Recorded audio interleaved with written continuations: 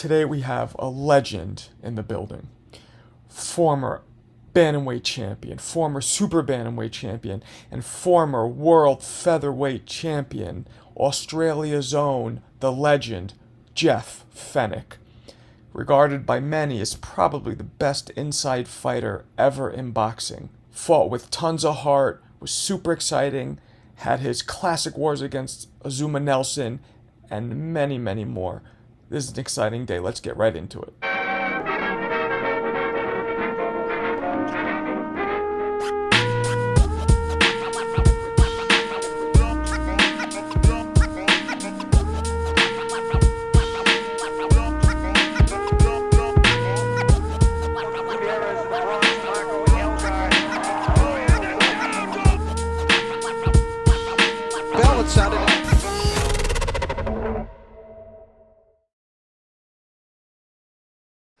There he is. How's that, matey? Is that right, Marco? Beautiful. Works beautiful. How you doing, champ? Feeling great. Everything great. You're back in Australia, huh? Yeah, we've been away for a long time, but yeah, happy to be home with the family, so it's great. Yeah, I heard you were just in you were down in LA, right?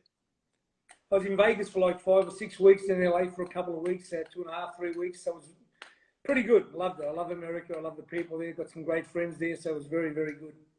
Yeah. I can imagine. Wow. So let me ask you a question. How many amateur fights did you have? I had 28. 28. Now, is the amateurs? I'm assuming, because I fought amateur in the States, but I didn't get to the level where I was traveling all over the world like a lot of amateurs did. So, is the amateur system in Australia kind of the same as in the States? Yeah, it's definitely the same. Usually, guys who have done what I done had hundreds of fights, or in the 80s or 60s. I mean, I went to the World Cup in Rome after my 13th or 14th fight, came third in the world.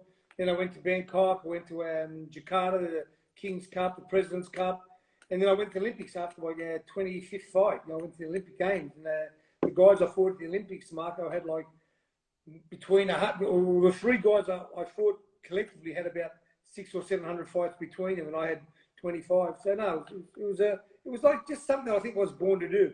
So Right. yeah.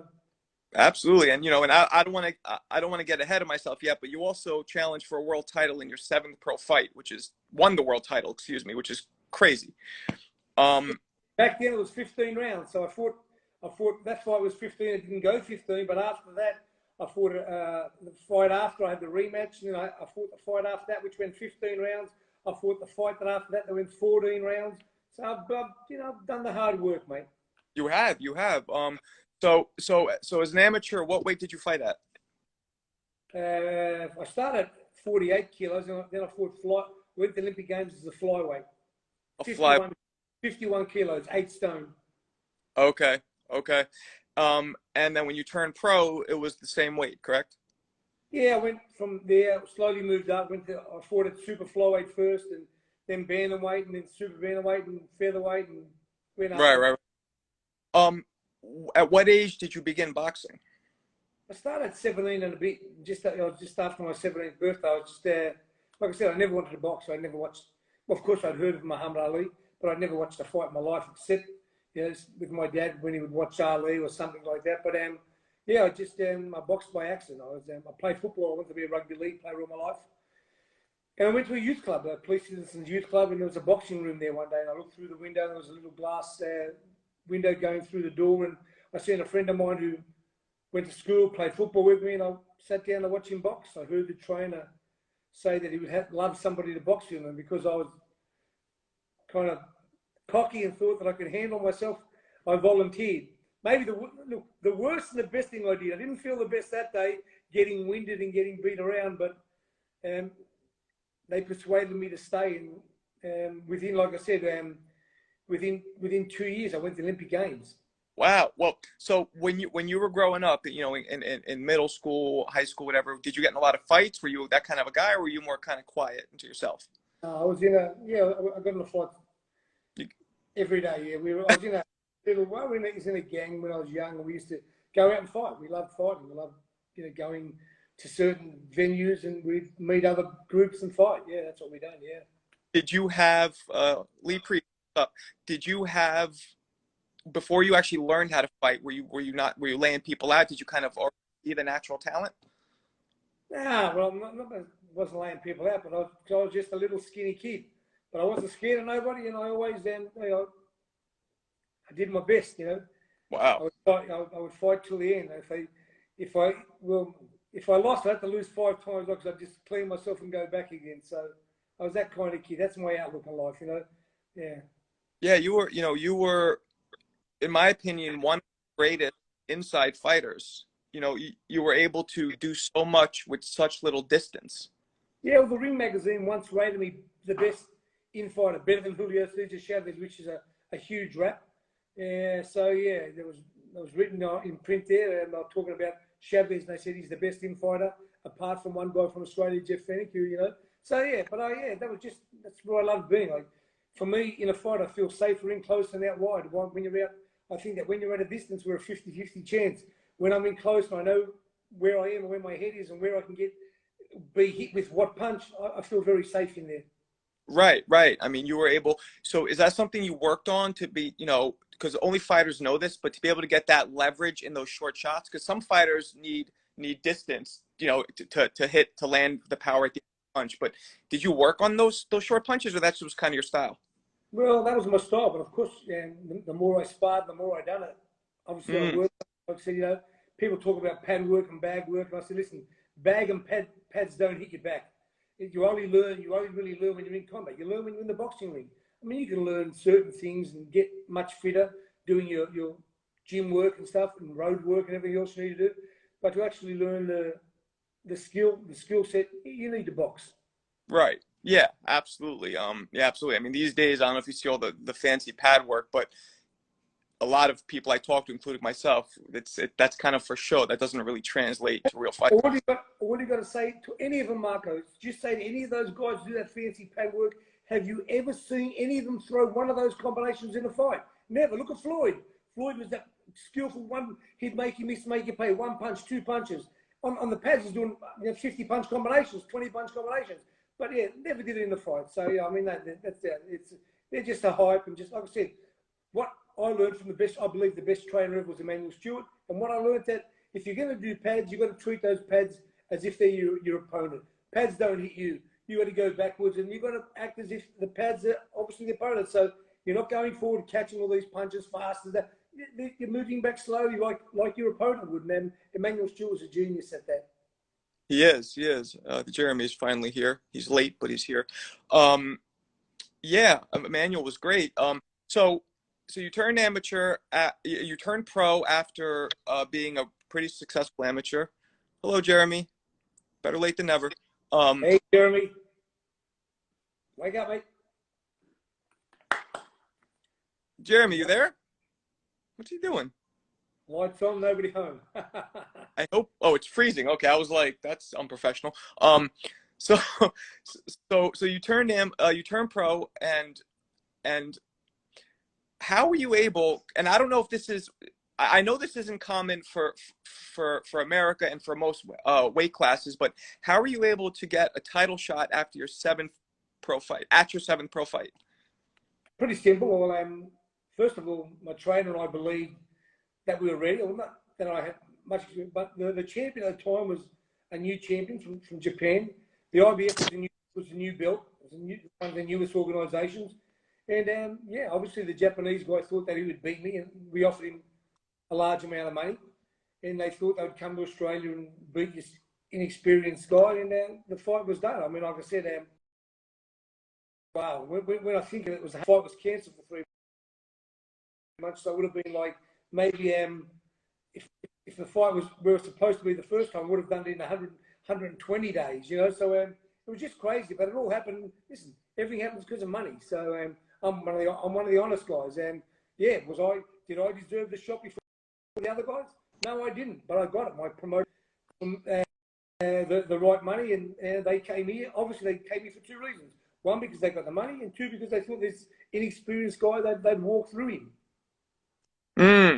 Yeah, I mean, and obviously, you stop him and you win the title. And how old were you at that point? 20. Wow. Yeah. So do you remember, I mean, how does a 20-year-old, because, you know, at the time you don't realize it, but now that you're older, you realize 20 is just a child. I mean, how did you feel at that point? Do you remember? Yeah, obviously I feel crazy. I mean, listen, I want people to know this as I speak. Fame and fortune changes everybody. Although it didn't change me that day, but as I got more famous and made more money, it changed. Anybody that says they stay the same, they remember. Of course, I remember where I came from and all the rest of that, you know, that stuff. But it changed you automatically. And like I said, I'll give you a little example of that because I got $20,000 for that fight. $20,000. That back then, anyway. But I said to my best friend back then, I said, listen, hey, mate, if I get another 20,000, I'm out of this sport. I'm not going to fight no more. I thought if I had $40,000, I was going to be rich. You know, and all of a sudden, my next fight, I got 50,000, and 80,000, 100,000. So it's just crazy. But like I said, I do remember, and I've said it all my life, you know, that, you know, on many interviews, yeah, I haven't changed, but when I think back, it was just a lie. But because I changed, fame and fortune changes everybody. It's hard not to. I mean, you know, and we don't have we have all these different lessons and tools for learning all these different things, but nobody ever teaches you how to handle success or what's going to happen with success. You know, there's no book on handling success. You know, I always think of many different things, and I say to myself, you know, yeah, it's really hard once you become, you go from driving a shitbox car to driving a brand new car. You go from living somewhere to moving somewhere else. You go from eating at home to eating at beautiful restaurants every night. And then the worst thing and the biggest thing is, mate, because you're a celebrity, you don't even have to pay for the food because they give it all for nothing. Yeah. Yeah. Crazy. The world's crazy. You know, so you talk about this success, you know, out of your 29 wins, I think you had 21 knockouts, which is, especially for your weight, extraordinarily high percentage of knockouts. More extraordinarily high when I fought with two broken hands, Marco. My hands were broken every fight. Really? Oh, wow. My hands, wow. I've had more injections in my hands than any athletes had in anything in their life. You know, they get injections at sparring to spar, you know. Wow. So your hands were bothering you throughout your whole pro career, you're saying? Oh yeah, I had, well, in my first time I ever won the Australian amateur title, and I had to stay up all night with my hands in ice so I could just to have the swelling stay down so I could pass the doctor, you know. So my hands were had 7 operations. I've had pins put in both, and every fight when I fought for my third world title, I fought with a broken right hand. It was broken prior to the fight. Yeah. Wow. Yeah. So, but I guess what I was going to ask you was, speaking of getting your head big, when you were because you were knocking out everybody, was there a point where you started kind of not maybe training as hard and being overconfident, or did that not happen? No, I always trained hard. I knew that, yeah, the recipe for success was training hard. But like I said, I can tell you other things that I'd done that kind of took me off the road. Like I said, and where I used to run at 5 in the morning, it was all right towards the end to run at 6 or 7. You know, where all those kind of things. Where I used to have all my meals cooked at home. I'd go to a restaurant and say, "Can you steam me some vegetables?" Of course, they're not steamed. They've had them there for a day or two. But I tell you, listen, it's what you believe. I'm one of those guys who never took any vitamins and stuff because I thought to myself, if I take those things and have to depend on them, then if you forget something, you always depend. I was just one guy that just went out there, worked hard, and knew that my hard work would get me the results. Okay. No, that sounds right. That sounds good. So all right, so you win the bantamweight title, and then you win the super bantamweight title, right? Let me go back 1 second, Mark. I've got to remember, so people don't know this. So when I won the bantamweight title, I defended it 3 times. So when I moved up, I'd never lost my bantamweight title. Yeah. Then I go to super bantamweight. I defend that 3 times. Never lost my title. Then I go to featherweight. I defend that 3 times. I've never lost my. So every one of my world titles that I won, I've never lost. I've never lost one of my world title fights. I moved up to the next weight, and whatever happened. But yeah, I've never lost one of my belts. Well, you know, I remember you fighting Azumah Nelson. Those are probably, I would say, your most famous fights, right? They are you guys, but not to me, they're not. Yeah. Not to you. Well, okay. Well, I'm going to ask you in a second about your most, but the first Azumah Nelson fight, I remember thinking it was a draw, right? But I thought that you won that fight. You know, most people did, right? So does the rest of the world. The judges, the commentator gave me 9 rounds to 3. I think that was no problem. You know, maybe it was 10 rounds to 2. Maybe, but like I said, I won the fight. yeah, with it. Listen, one thing that upsets me about boxing, Marco, is that like Azumah that day after the fight, when they put his hand up after the fight, he walked around putting his hand up. For me, what a great fighter, what a champion he is. But you know, if I have a fight with you, you know, if I build you or you know who wins the fight. He knows you never won that fight. He's like, if he does honestly think he won the fight, he should never have been allowed to fight again after that because something's wrong with his brain. But I mean, there was nothing on it. Like, just the sport's corrupt. The sport. No, if you're with the right people, you're with Don King, of course, just put your hands up because the odds are you're going to get the decision.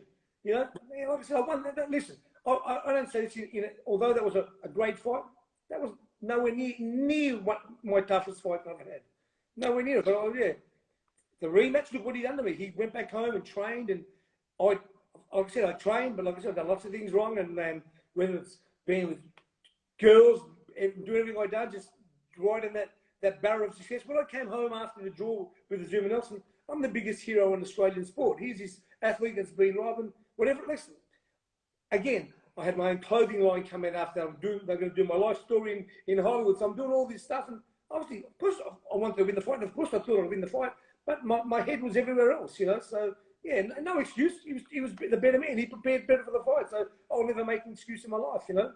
Yeah, no, I mean the first fight, you know, you wobbled him numerous times. You know, yeah, you had a number.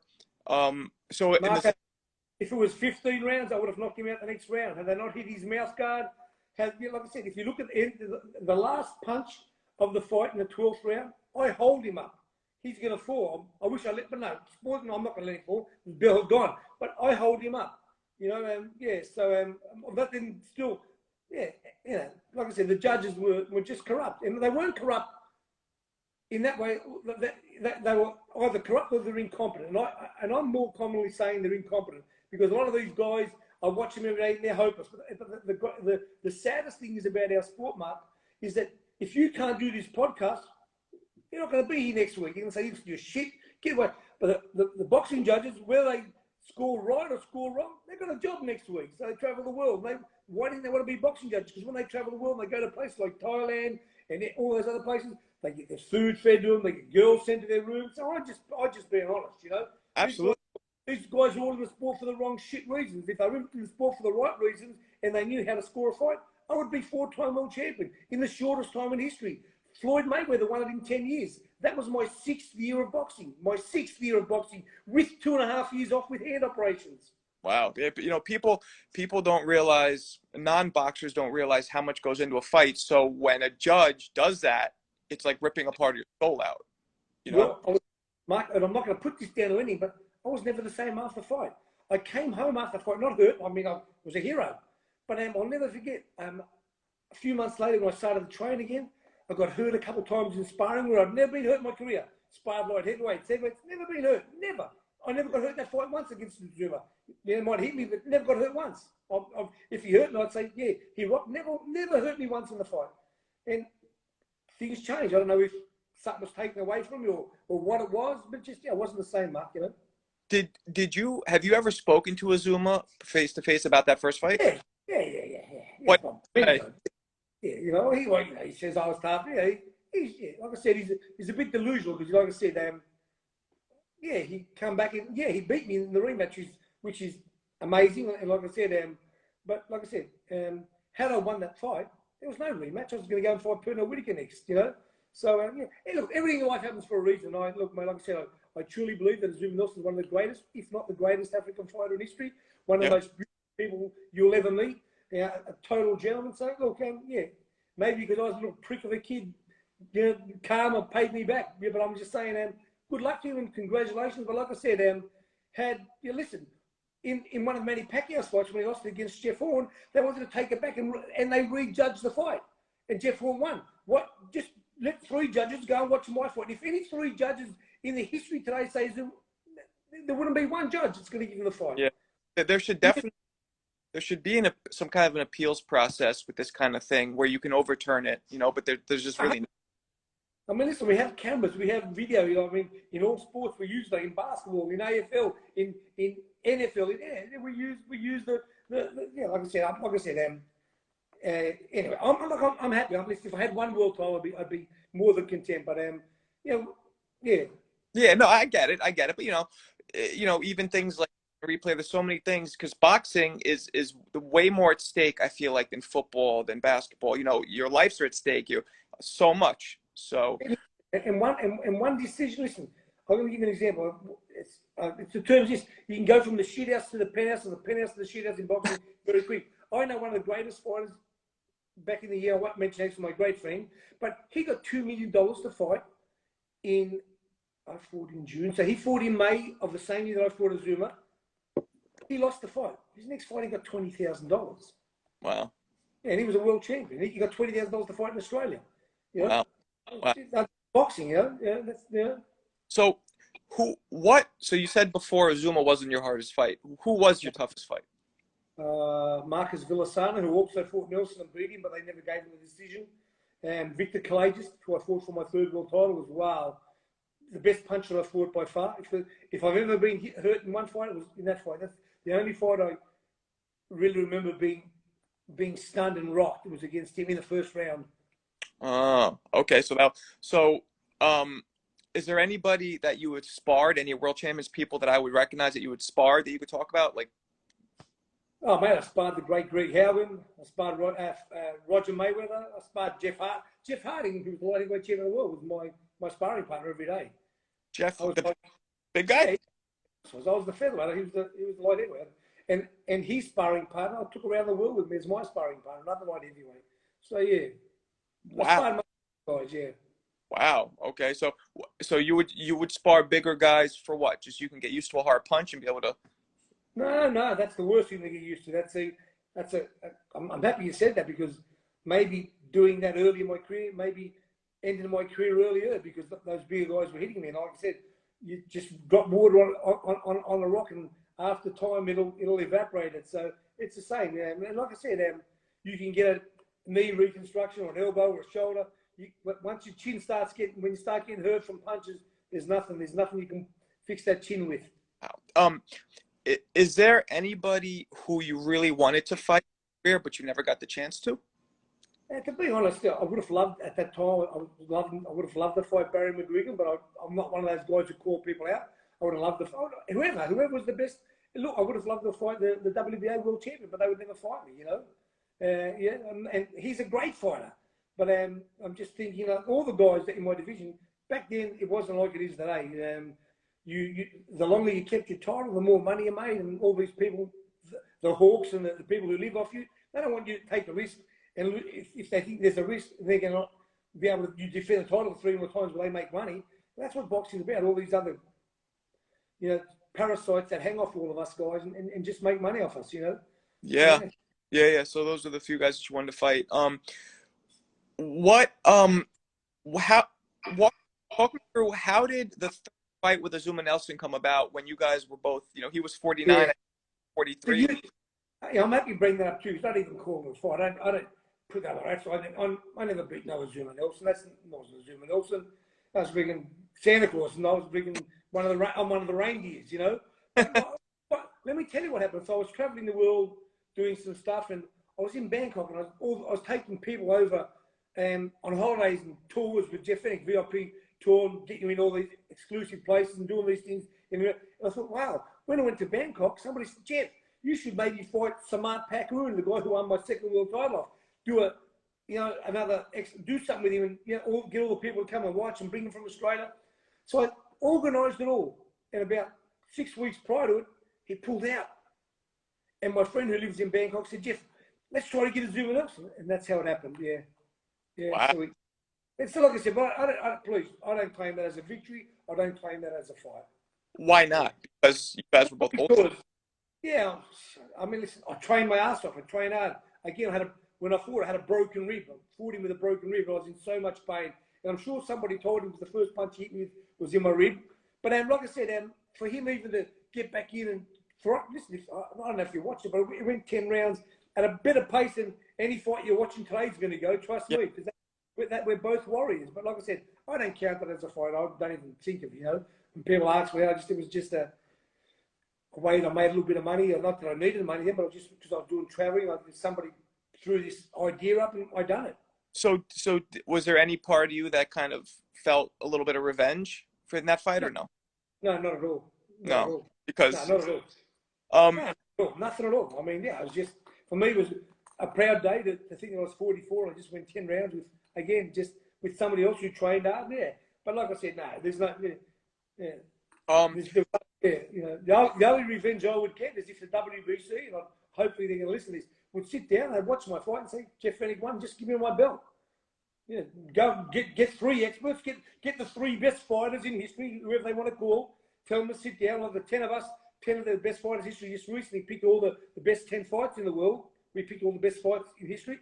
Get them 10 guys to see if one person says Azumah Nelson won more than 3 rounds, give me my belt.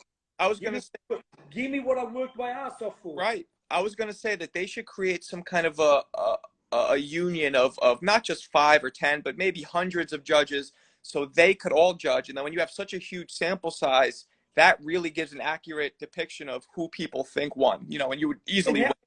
And listen, how good would that be for the sport of boxing? What credibility would those guys get? They're doing something. That, listen, and like I said, I'm going to tell you the truth about the sport of boxing. The truth about the sport of boxing is those judges and those referees and stuff who travel. If I'm Don King, and every time I've got a fight night on, I'm sending you to the Philippines, I'm sending you to Bangkok, I'm spoiling with food and girls. They think, hope their wives listen, because girls get sent to their room, all the extras there, and it's a close fight. Of course they're gonna give it to Don's fighter, and not on purpose. I'm not saying they cheat. It's just in their head. They're not stupid. This is the guy bread and butter. This is the guy that pays him. I'm not. So in a way they think they're not cheating, but they're doing it irrespectively. Yeah, they're doing it. Yeah, it's just, you know, in their mind, I'm not gonna fuck up Don King, or I'm not gonna destroy my relationship with Bob Arum, or I'm not gonna destroy whoever Oscar. It's crazy, but that's the way it is. And that's the way the world operates. We all know that. You know, we all try to be loyal to the people who are loyal to us. Right, right. No, absolutely. So you kind of looked at that last fight as an exhibition. Speaking of that, what do you think about, you know, Tyson versus Roy Jones? And I know you helped train Tyson for that, right? Yeah, well, no. Well, I was just with Mike recently. I was just with Mike as he's getting ready for Lennox Lewis, you know. So with that. Yeah, that's happened. Mike Tyson, Lennox Lewis happened in February, March in Miami. And what do I think, to be honest? I don't like it. Why? Well, because they're in their 50s and they don't need to be hit. You know, they don't need money. They don't need to be hit, you know. You know, it's concussion and stuff is a very, very serious, very, very serious thing. I've only learned that as I've got older, and some days I forget things and do things that are so stupid. And I could talk to you, and like I said, if you didn't ring me 3 hours ago, I didn't keep writing down and come in and saying I had to be, I might have just went somewhere else. So, I mean, I know, yeah, and I haven't been hit in the head a lot of times, but still, when you're being hit in the head enough times through sparring, yeah, your memory goes, and as you get older, it goes. So I don't believe that it's a great thing. But look, the only great thing that I love about what Mike's doing is Mike's changed his whole world around. For Mike Tyson to be able to come from where he come from, I've been there where I thought he was going to be dead the next day. He's been through everything.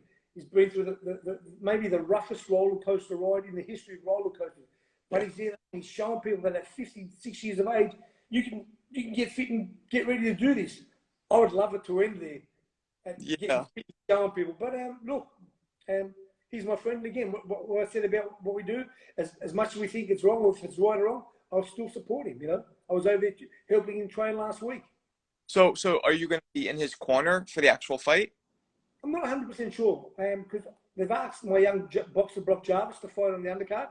If Eddie Hearn allows it, when I talk to Eddie and the boys, if that happens, of course I'd love to be there to help Mike. I'm very, very sure Mike would have me there, because prior to COVID starting just over 2 years ago, my last dinner was with Mike in a beautiful little restaurant in LA called Craig's, and he asked me to come back to be his trainer for this, and because of COVID, obviously.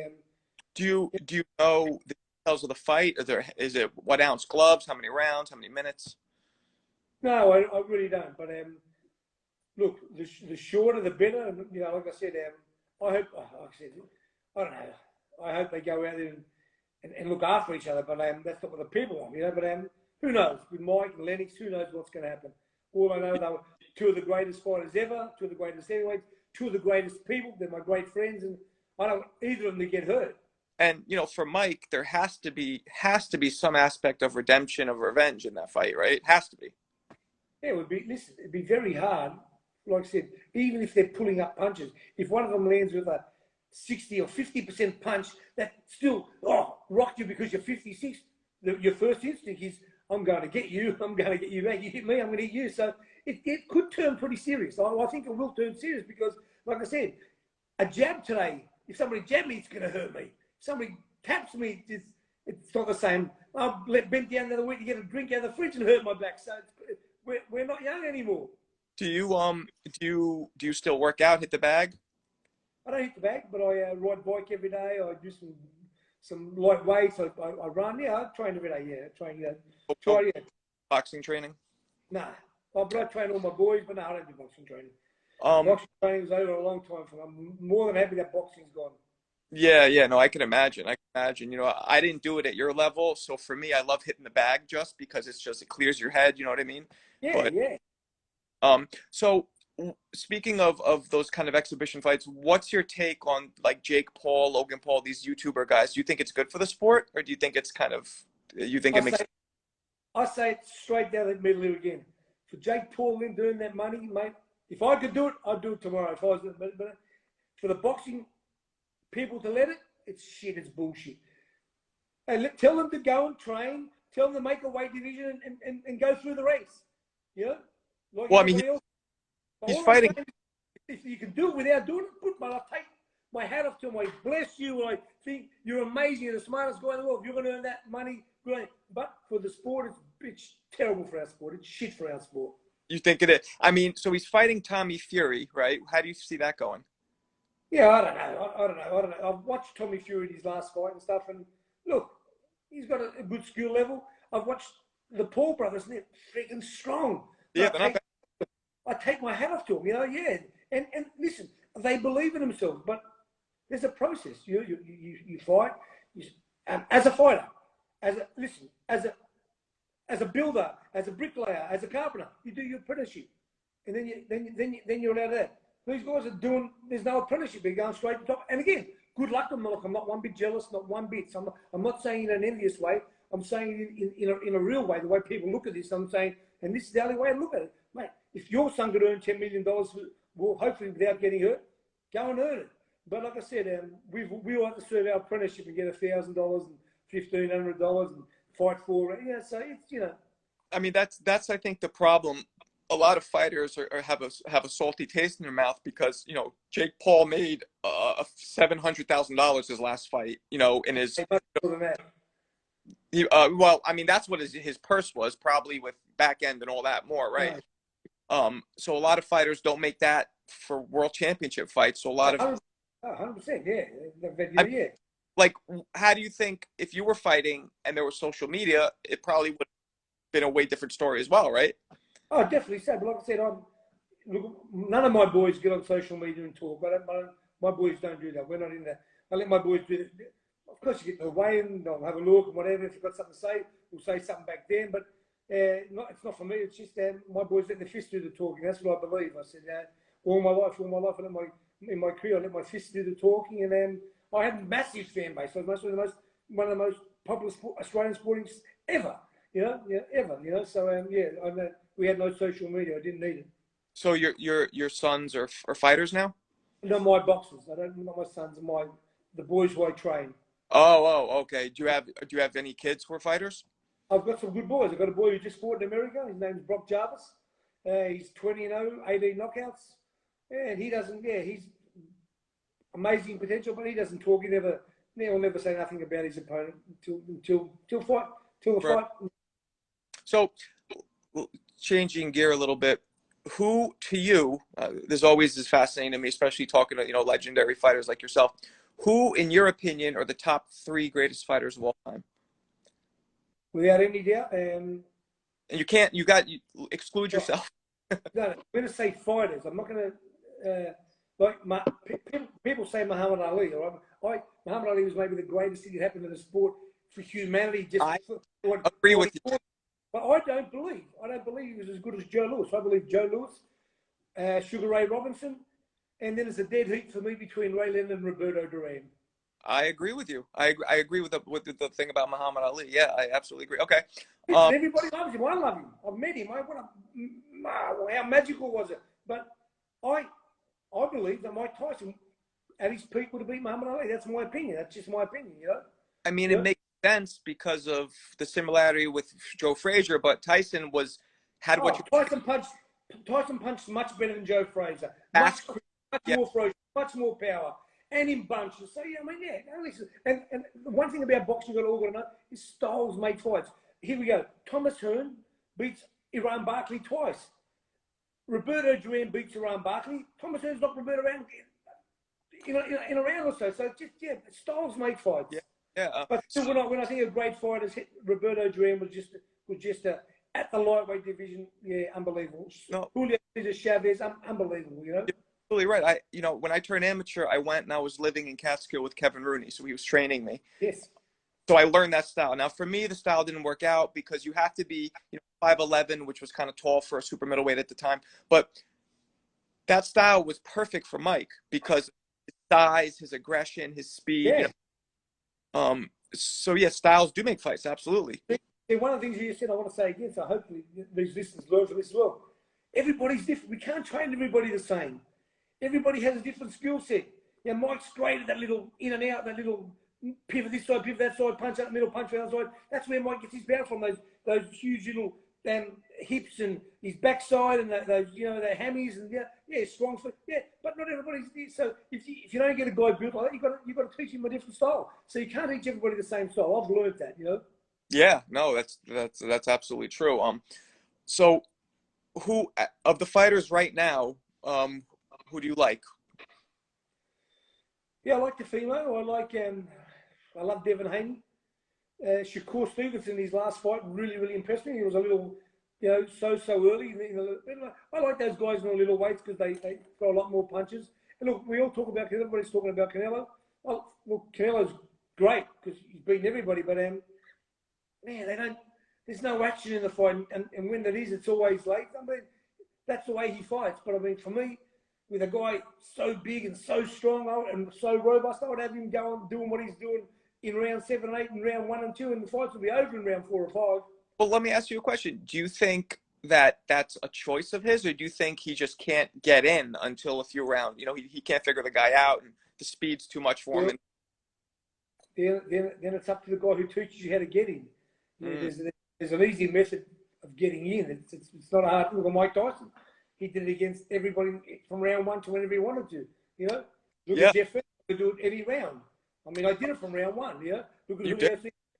Look at Roberto Duran. I mean, it's how you're taught. Like I said, that's the one thing, and I'm not saying anyone else is doing a great job. He's got some great fighters, but Emmanuel Stewart was somebody who prepared you for a fight. The guy, the first thing he looked at your fight, he would tell you who you're fighting, how he fights, how you have to fight him, and he would have a great plan for you, and then you just go out and just do what you needed to do, But I'm this kind of guy. Listen, I don't care who you are, who you fight. If I make you fight my fight, I'm going to beat you.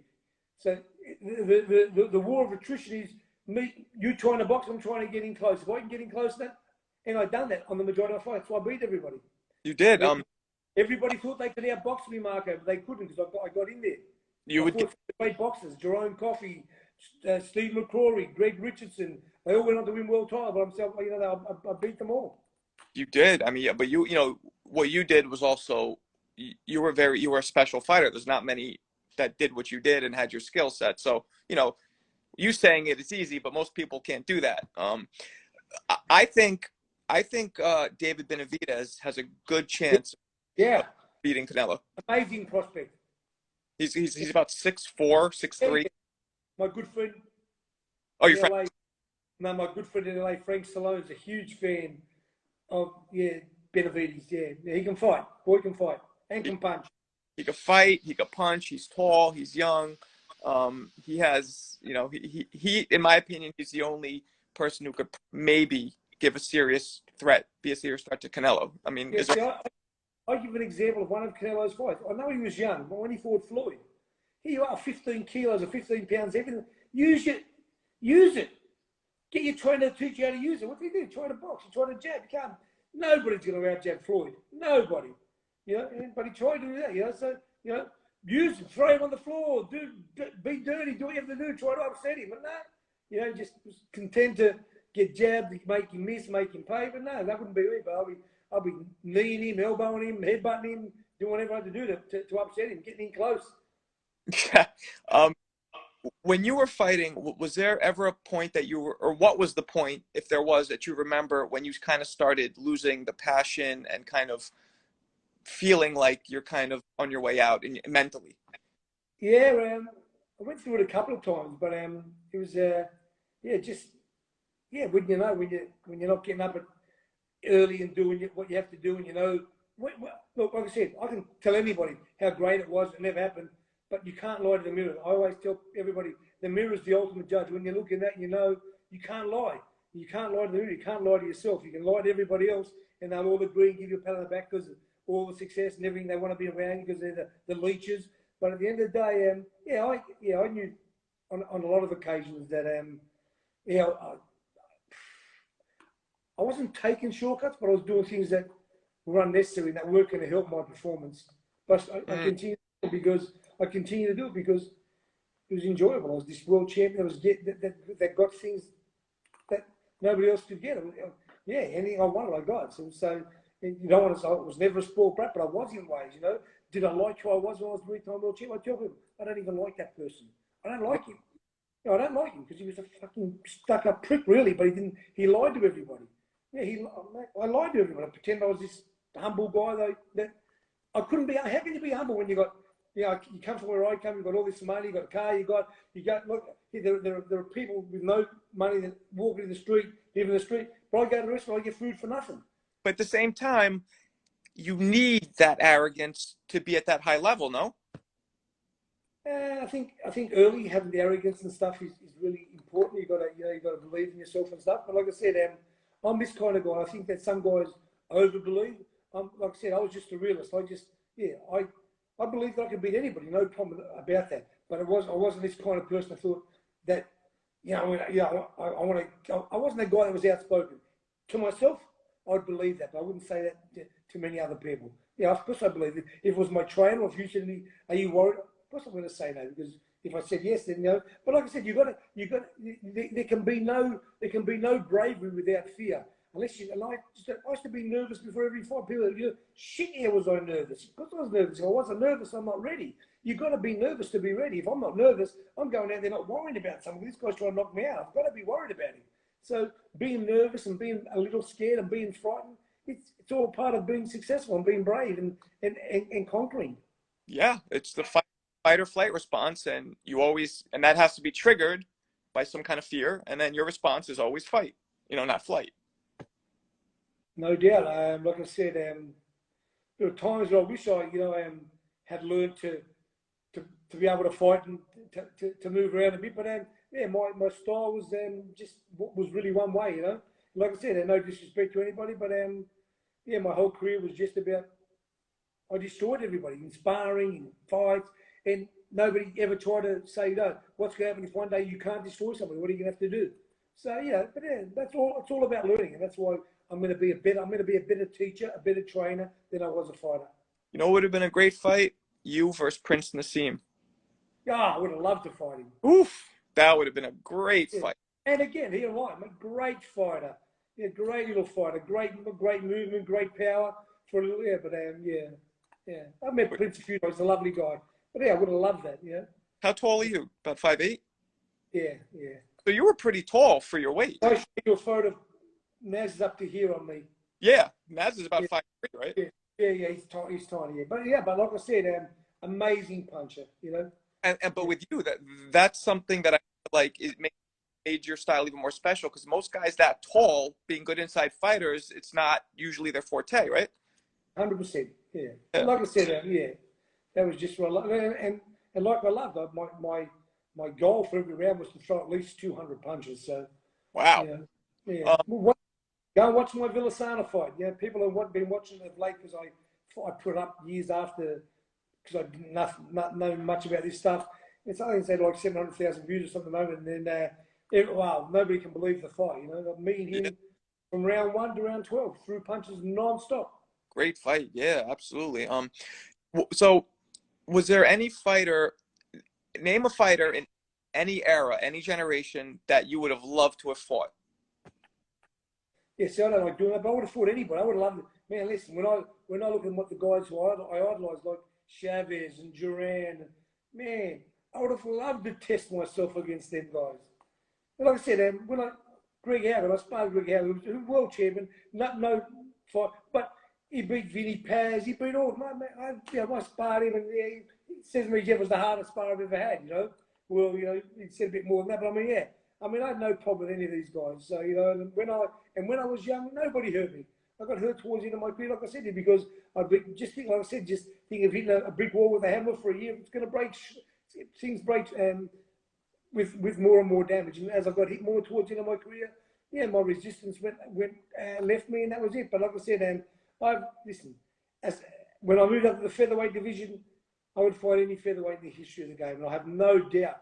Again, he talked about cocky. I have no doubt that I would have competed. I believe I could have beaten any featherweight in history. Absolutely. Yeah, that's my mindset. But I have no doubt, you know. And like I said, when that was there and I wasn't getting hurt, nobody could beat me because nobody was going to throw more punches than me. I assume you wouldn't be open to doing a Legends thing yourself. No, I would never do that. Why not? For a lot of reasons. Because I'm a advocate for people with brain damage. I've donated my brain to brain surgery when I pass away, because I want people to know it doesn't need to be hit any more than it's been hit. And I just don't. Yeah, like I said, if they offered me $20 million, I wouldn't do it. No. Only through principle that I would like people to think that, and we need to look after ourselves. We need trainers with more care. Even in this fight, in the 5 days day, I try to make sure that if my fighters are getting punished, I will stop the fight. And in my last fight, my fighter was nearly knocked out in the second round, but I was dying. I just wanted to get him back there, because in LA you don't see the corner. I just want to get him back, and he wouldn't remember me saying. I said, if the round starts and you're getting hit twice, I'll stop the fight. He turned the fight around and won, but I knew he could do that. It was in round 2 when he got hit. If it was in round 9 or 10 and towards him we were tight, I wouldn't have let that happen. So there's a reason to it all. There's a method to the madness. But no, I really do. And I have witnessed people who have been hit a lot and have brain damage today. They've got terrible lives. Their family have terrible lives. So I'm just trying to be an advocate for that to stop. You're right. I grew up boxing, and I interview a lot of people, and you're right. Way more fighters than I would like are suffering in some way or another from all the blows. Yeah. So well, look, man, I really appreciate you talking to me. I'd love to do it again soon. Whatever you want. Pick a topic, we can do it. I will. I'll hit you up. Thank you again. It was good talking to you, and we'll do it again soon. Say hello to little friend Nikki Whelan for me. Nikki, hello. I will. Thanks, Jeff. Hey, guys. Thank you. Talk later. Always a pleasure.